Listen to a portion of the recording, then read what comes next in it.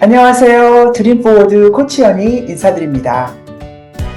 저의 26년간 마음공부 영적 수행의 자취 오늘 9번째 시간입니다.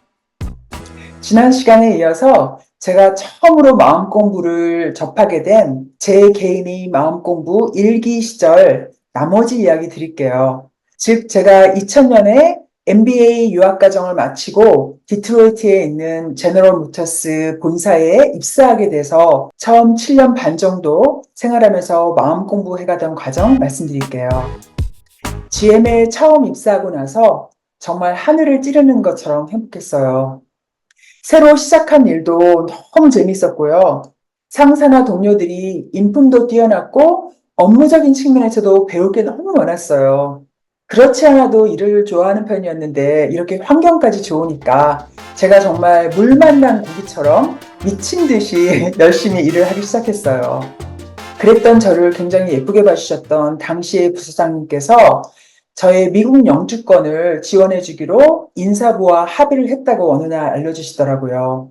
그때까지는 제가 3년이면 만기가 되는 임시 취업 비자로 일을 하고 있었기 때문에 이거는 정말 너무 감사한 선물이었어요.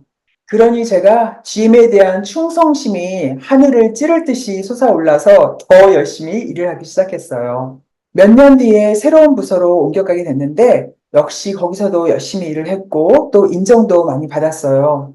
이렇게 해서 제가 경제적, 심리적으로 안정을 해감에 따라서 내 집 마련을 하게 됐어요.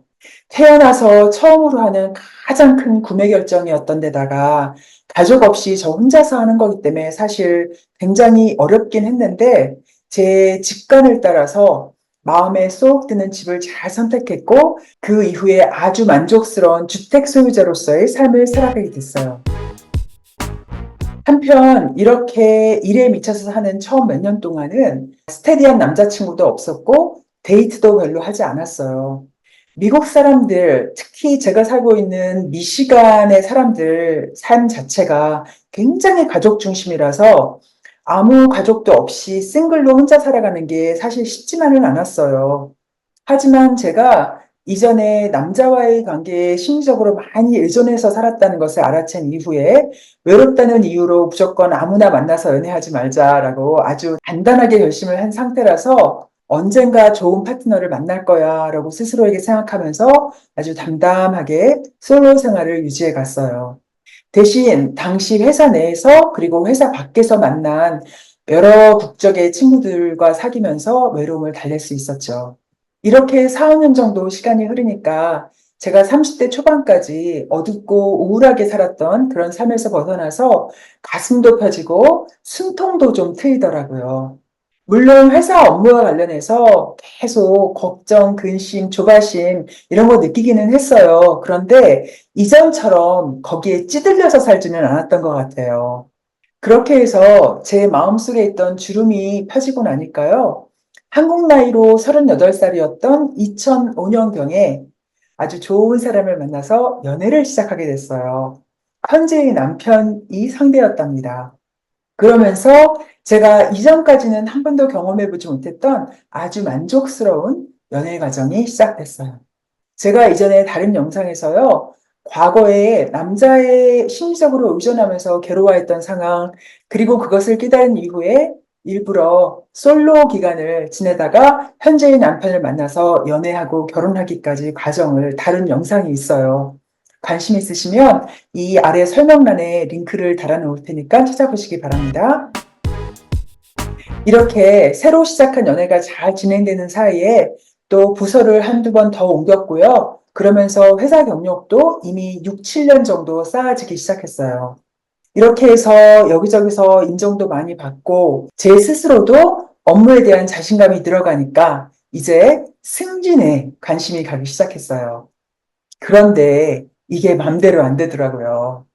연말이면 업무 평가도 참 잘 받고 또 동료들에 비해서 연봉도 많이 인상되는 편이었거든요.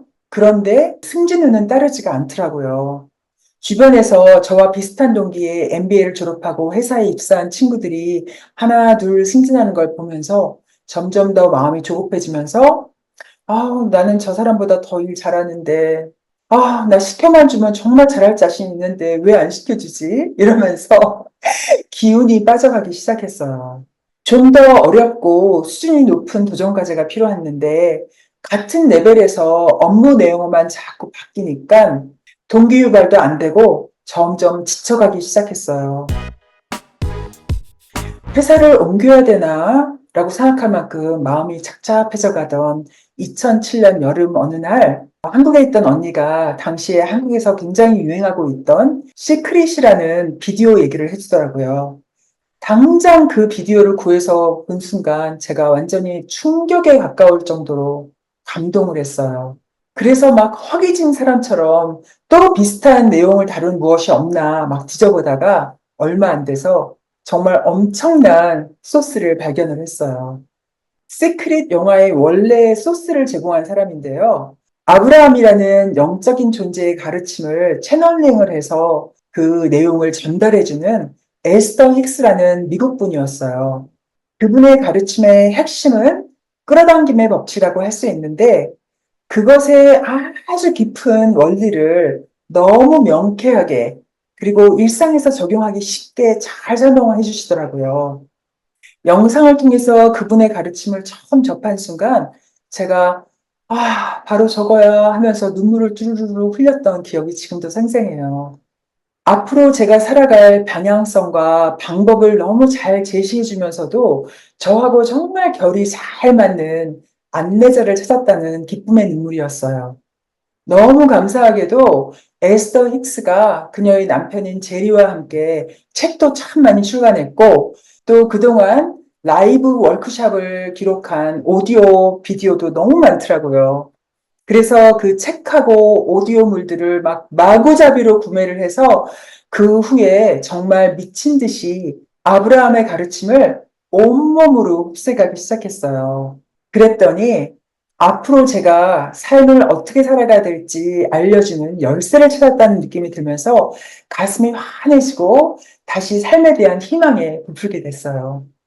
제 마음속을 잘 살핌으로써 저도 모르게 가지고 있던 인생에 도움이 되지 않는 생각들을 긍정적으로 잘 전환하는 등 제 에너지를 잘 가꾸면 삶을 내가 원하는 방향으로 잘 이끌어갈 수 있을 것 같다라는 자신감이 막 폭발했어요.